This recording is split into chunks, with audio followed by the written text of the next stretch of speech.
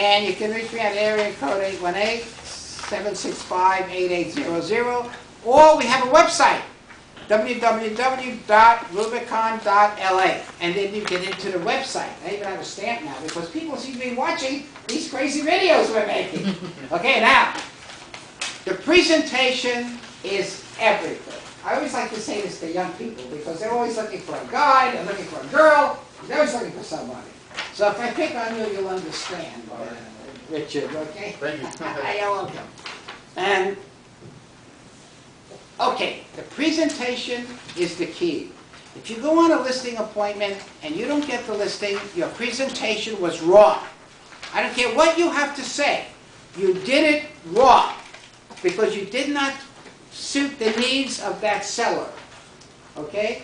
If you want something in life, if you want a date, young man, okay? Wants a date. If she says no, it's your presentation. There's something wrong. You got to change the presentation. You did it wrong, or you dressed wrong. I don't know what it was.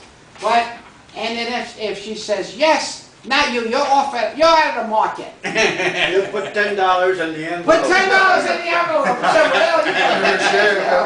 That's part of the presentation. You know, that may not be a bad idea for that.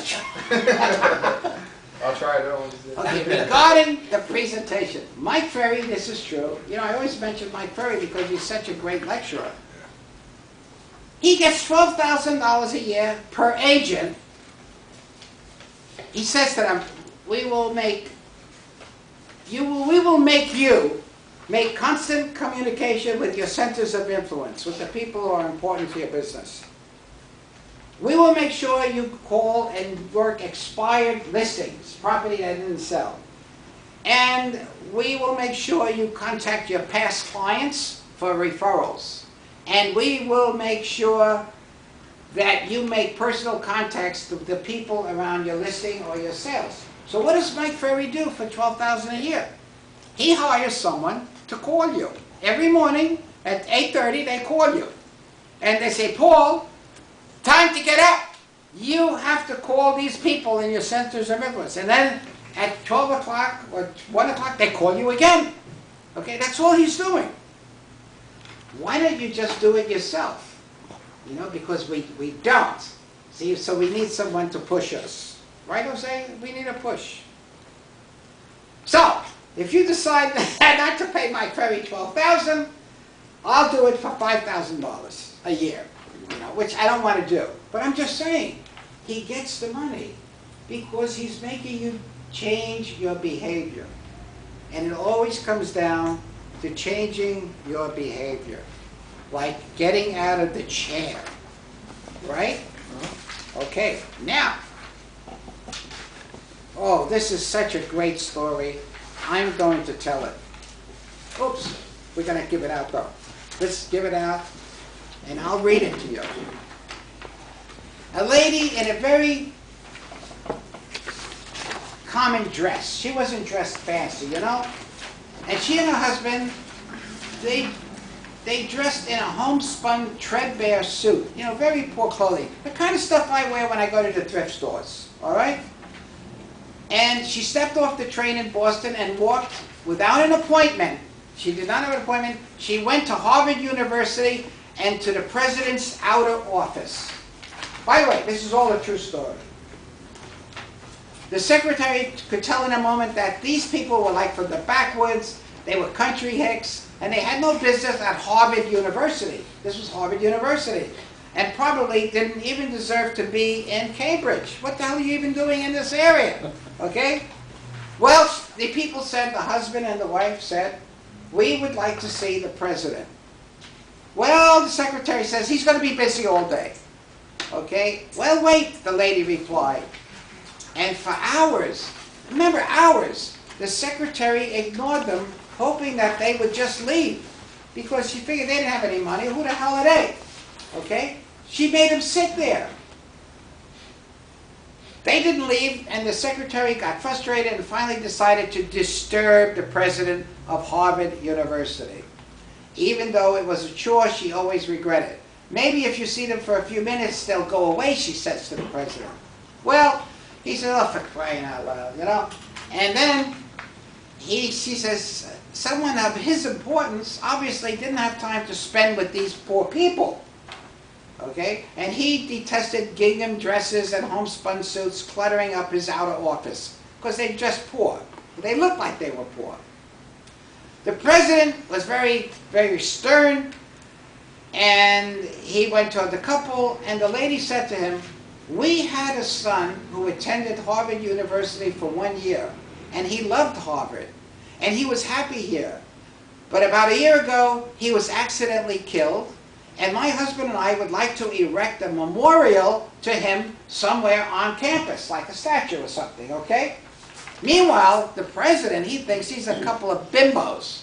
You know, they don't have any money, they look poor. What the hell, you know, how do we get rid of them?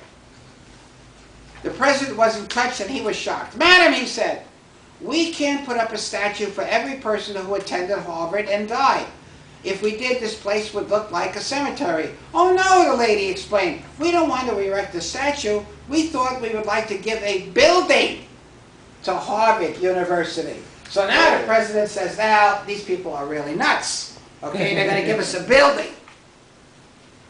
The president rolled his eyes and he glanced at the gingham dress and the homespun suit and he explained, "A building? Do you have any earthly idea how much a building costs? We have over $7.5 million in the physical buildings here at Harvard." For a moment, the lady was silent, and the president was happy because he figures now they're going to leave and he's going to get rid of them. Maybe he could get rid of them now. The lady turned to her husband and said quietly, "Is that all it costs to start a university?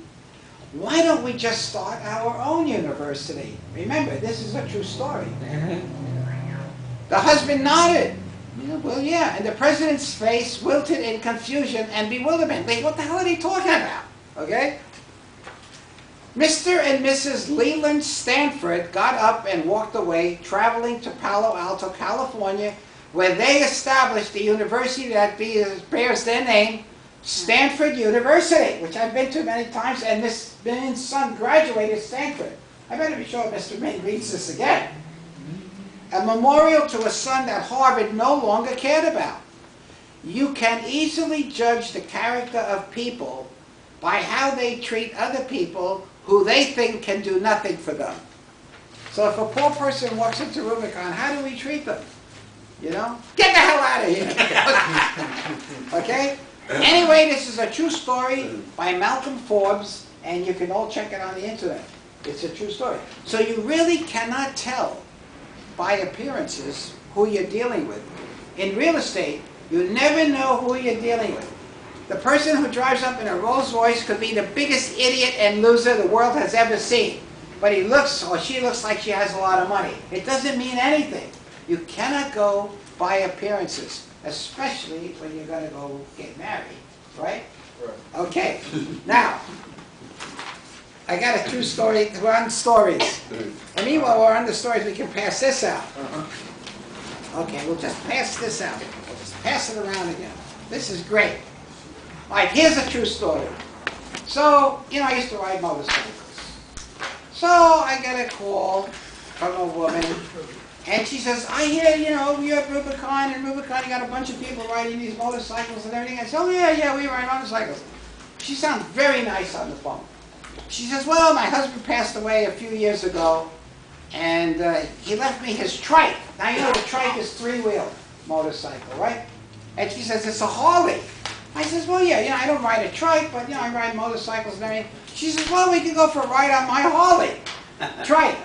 I says, "Well, I'm not opposed to it, but, you know, I'll just take you on my bike if we're going to go for a ride." Meanwhile, I don't know who she is, you know, but I was cool about it. So, I'm going to meet her at Chi-Chi's. You know, I always go to Chi-Chi's for these meetings. It's an Italian restaurant in Northridge, because you can sit, it's quiet, and the people are very nice. So, I'm going to meet her at Chi-Chi's, and I said, "Okay, I'll meet you there and we'll talk about the trike." Meanwhile, I was very excited because she sounded like such a nice, interesting person on the phone, and she rode motorcycles and whatnot. So I went to the bathroom, and on leaving, I forgot to zip up my fly. Right? So my fly was open. Okay? So I get to Chi-Chi's, and meanwhile, I'm not aware of. I forgot, you know? So I'm sitting down, I'm talking to her, and we're talking, and she starts laughing. I said, well, what's the matter, you know? Her name was Mary. We called her Big Mary because she was such a big woman. And anyway, Big Mary's a wonderful person. I started, says, Mary, what are you laughing about? What's the matter? She says, this is the first time I've ever been on a date, and the guy meets me with his fly open. So I said, oh. So I zipped up right away. She said, let me tell you, I will never forget this situation. But you see, that's part of the presentation, right? For something. There you go. But I didn't plan it, but now I'm thinking about it again. You know? maybe it was a good idea. But it's a true story, and Mary did business with us, and let me tell you, I want to go over that, I'm sorry. She was a caregiver and wonderful, wonderful, warm-hearted person. The woman she was taking care of died and left her in the will. And Mary inherited like $400,000, I remember the figure, and 9 acres in Malibu. I said, Mary, did I tell you I love you? She says, everybody's loving me these days. But anyway, she did continue to do business with Rubicon, a wonderful, wonderful person, and then sold her house through Rubicon and moved to San Francisco. And that she wanted to live up there. But you know, that's just a funny, happy story of Rubicon. Now, this thing. This was really done to protect yourself. Okay, but it's also related to the presentation. There's listening on top. You got to listen when people are talking. Sometimes in therapy, I talk to a therapist, they listen to what you are not saying. What are you not talking about? That's what's important.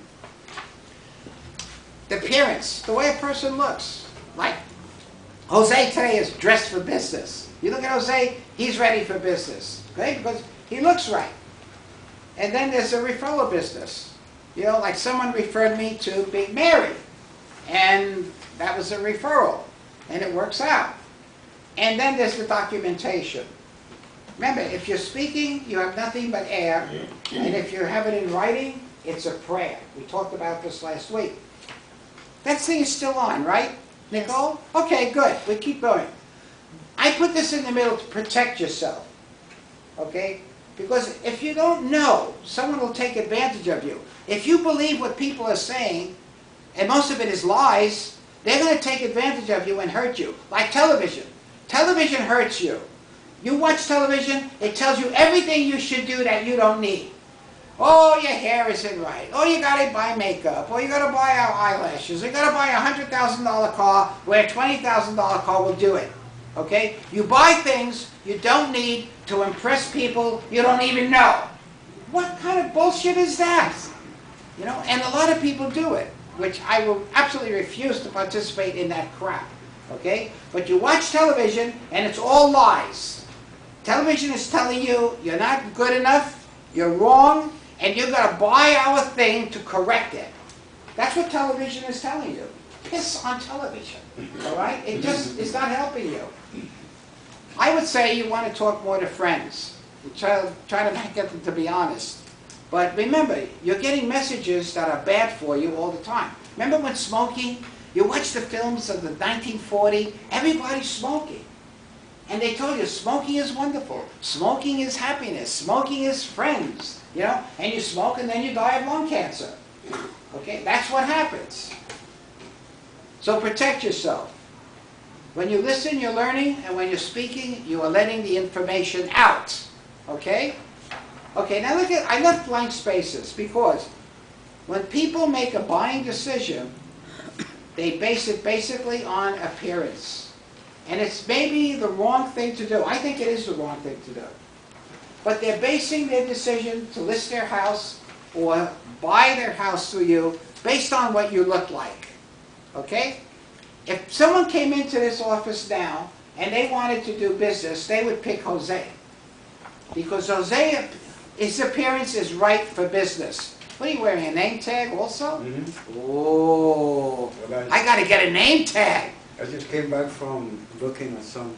What, properties? Yes. Yeah. And some. Okay, no, you're right for business. And it's happened, by the way. People come in, and I'm sitting there in a polo shirt, and they come in and they go right to him.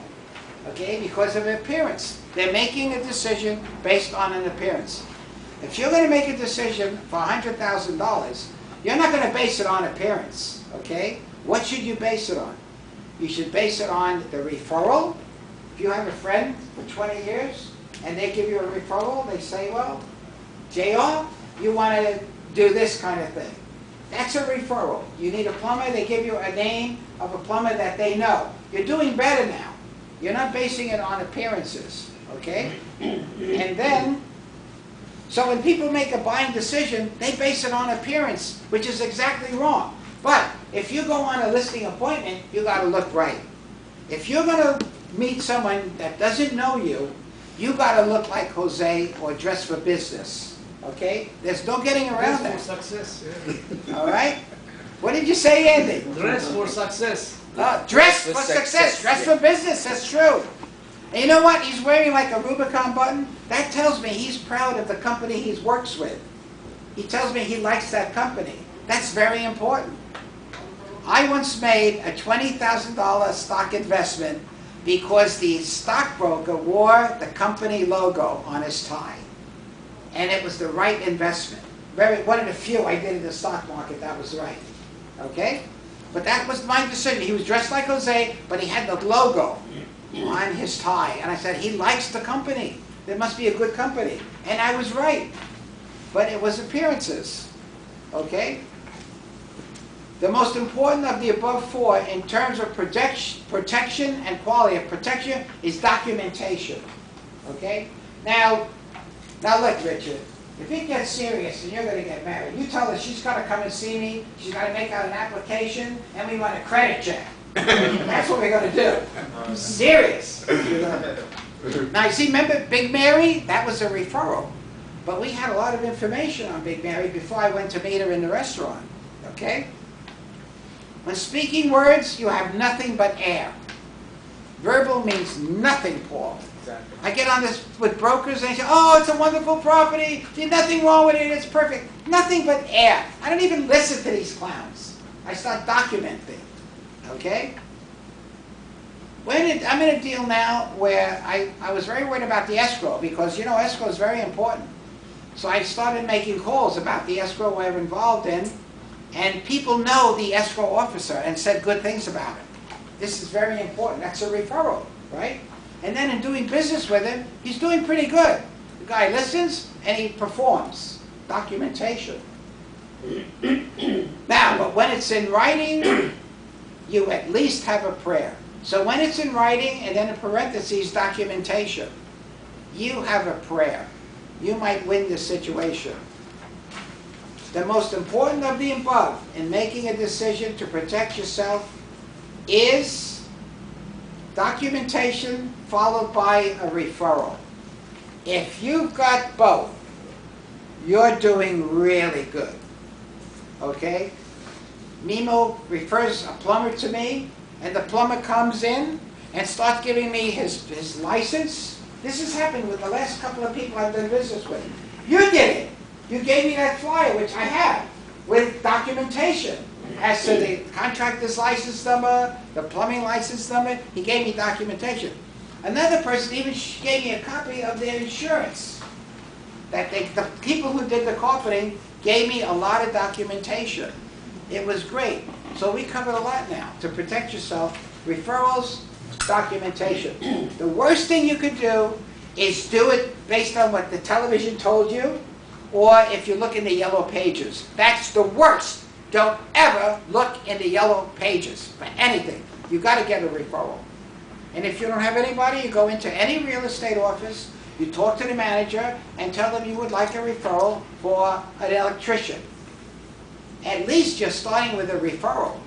You have a half a chance. But if you just pick up the yellow pages, you got nothing. Okay? So remember, television is lying all the time. People lie constantly. So if I'm in an escrow, which I'm in now, people tell me something, I try to document it. Okay? So you have a license, you have a certification for the roof, that's what I'm waiting for now. You have a certification for the septic tank, I'm waiting for that certification. I don't care what he says. If that person says it's good, don't worry about it. Whoa! That's the kiss of death. I want documentation. Okay? Okay, so we covered a lot already. All right, so that should do it on this video. So this is like the second video. Right, Nick? Okay, so we're going to